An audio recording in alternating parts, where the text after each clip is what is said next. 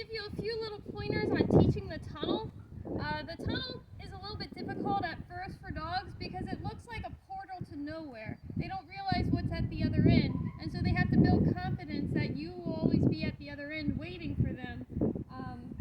So what we do at first is we scrunch it up nice and small so that it's not very far for them because it's kind of scary, and over time we make it longer and longer, and then we gradually add a slight curve to it.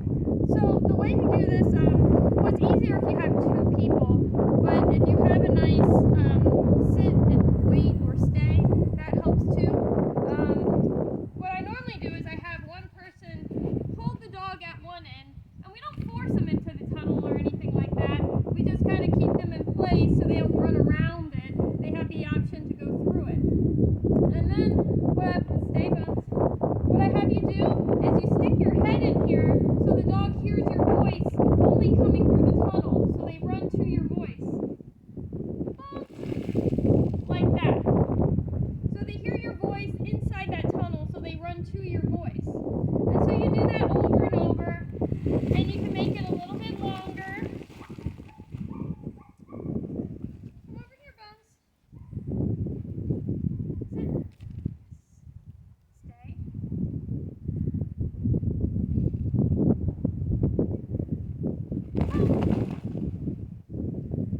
And over time, you can add a very slight little curve to it so that the dog can see light coming from the other end, but they don't see you.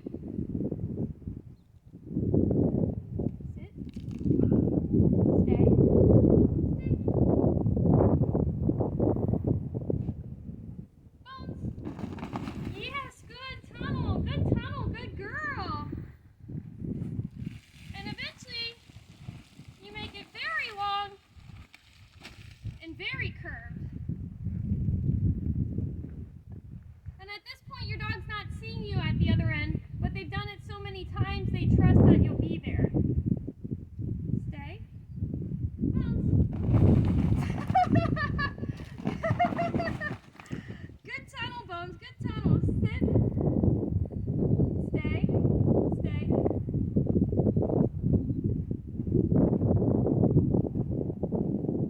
Tunnel. Yes, good tunnel, good girl. It'll probably take weeks, sometimes longer, until you're able to just point and cue your dog to the tunnel. Tunnel.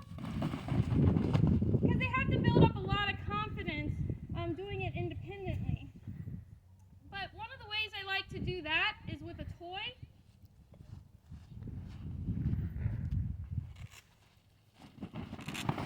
So I use a lotus ball. That's because Bones really isn't in the toys. If your dog likes toys, that's not a problem. You know, you can use a tennis ball or a tug toy, but Bones really isn't in the toys, but you'll chase this because it smells like the treats. And what I want you to be able to do is to not have to babysit and walk up to the tunnel. I want you to be able to stand anywhere, and your dog knows if they run through that tunnel, that's what they have to do to get this thrown. So if your dog really likes their toy, they're willing to be a little more independent. Bones, tunnel. Tunnel, tunnel. Yes, good girl.